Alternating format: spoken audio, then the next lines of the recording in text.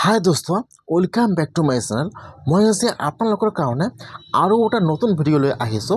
এইটো ভিডিঅ' হ'ল, যদি আপোনালোকৰ যিকোনো বেংকৰ একাউণ্ট আছে, যেনেকুৱাকৈ union bank, Punjab bank, state bank আৰু আসাম গ্ৰামীণ বিকাশ বেংক, অন্যথা আপোনালোকৰ যদি যিকোনো বেংকৰ একাউণ্ট আছে আৰু আপোনাৰ একাউণ্টত APY এক্টিভ হৈ আছে বা অটল পেঞ্চন যোজনা এক্টিভ হৈ আছে, কেনেকৈ আপোনালোকে অটল পেঞ্চন যোজনাটো ক্লোজ কৰিব বা APYটো ক্লোজ কৰিব আৰু আপোনালোকৰ যদি একাউণ্ট বহুদিনৰ পৰা আপোনাৰ একাউণ্টৰ পৰা পইচা কাটি আছে APY পেঞ্চনৰ, তেনেহ'লে আপোনালোকে এইটো স্কিম কেনেকৈ বন্ধ কৰিব আৰু আপোনাৰ যিমান টকা আপোনাৰ একাউণ্টৰ পৰা কাটি লৈছে আপোনালোকে সকলো এমাউণ্ট কেনেকৈ আপোনাৰ একাউণ্টত ঘূৰাই আনিব, মই আজি এইটো ভিডিঅ'ত আপোনালোকক সম্পূৰ্ণ প্ৰচেছ জনাই দি আছোঁ। যদি আপোনালোকৰ বেংকৰ একাউণ্ট আছে, কেনেকৈ আপোনালোকে অটল পেঞ্চন যোজনাটো বা APY ক্লোজ কৰিব চাই লওক। APY কেনেকৈ বন্ধ কৰিব চাই লওক। এতিয়া আপোনালোকে ফাৰ্ষ্ট আপোনাৰ মোবাইল বা ডেস্কটপৰ যিকোনো এটা ব্ৰাউজাৰ অ'পেন কৰি ল'ব।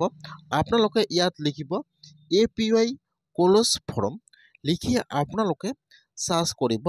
ইয়াত যিটো 1 নম্বৰত লিংক আহি যাব অটল পেঞ্চন যোজনা APY বা একাউণ্ট ক্লোজাৰ ফৰ্ম। এতিয়া আপোনালোকে সেইটো লিংকৰ ওপৰত ক্লিক কৰিব।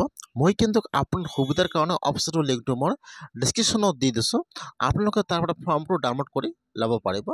লিখি চাৰ্চ কৰিব, 1 নম্বৰ লিংকৰ ওপৰত ক্লিক কৰিব।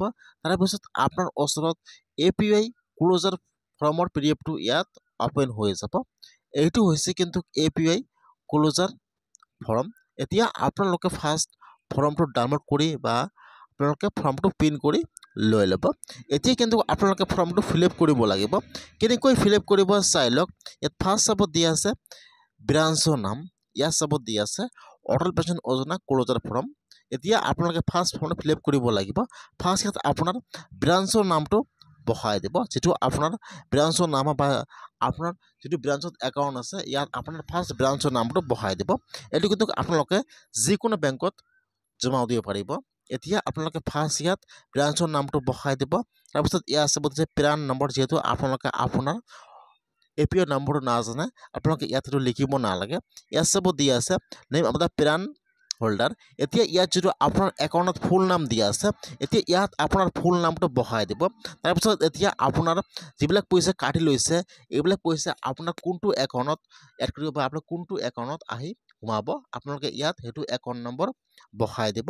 তাৰপিছত ইয়াত চাব তিনিটা অপশ্যন দিয়া আছে। ইয়াত যিটো 1 নম্বৰ অপশ্যন দিয়া আছে নো এভেইলেবল টু পে, মানে মই আৰু পে'মেণ্ট কৰিব নোৱাৰোঁ, মোৰ স্কিমটো ক্লোজ কৰি দিয়ক, মোৰ যিবিলাক কাটি লৈছে মোৰ সকলো পইচা মোৰ একাউণ্টত সোমাই দিয়ক। আপোনালোকে ইয়াত সেইকাৰণে 1 নম্বৰ বক্সত টিক মাৰ্ক দি দিব আৰু ইয়াত আপোনালোকে এটা ছিগনেচাৰ কৰি দি দিব। এতিয়া কিন্তু আপোনালোকৰ ফৰ্মটো সম্পূৰ্ণ ফিল আপ হৈ গ'ল। এতিয়া আপোনাৰ যিটো একাউণ্টৰ পৰা পইচা কাটি থাকে বা আপোনাৰ যিটো একাউণ্টৰ পৰা প্ৰতি মাহে আপোনাৰ অটল পেঞ্চন যোজনাৰ পইচাটো কাটি থাকে, এতিয়া আপোনালোকে সেইটো বেংকত যাব। তাত আপোনালোকে ইয়াৰ লগত একো ডকুমেণ্ট দিব নালাগে, সেইটো ফৰ্ম আপোনাৰ বেংকত যাই জমা দিব যে মোৰ সেইটো স্কিম বন্ধ কৰি দিব লাগে। তেতিয়া আপোনাৰ সেইটো স্কিম বন্ধ কৰি দি দিব। আপোনাৰ যিমান টকা কাটি লৈছে সকলো পইচা কিন্তু আপোনাৰ একাউণ্টত এড হৈ যাব। আপোনালোকে এনেকুৱাকৈ APY ক্লোজ কৰিব লাগিব। আপোনালোকে এনেকুৱাকৈ আপোনাৰ অটল পেঞ্চন যোজনাটো ক্লোজ কৰি লৈ ল'ব অফলাইনৰ পৰা।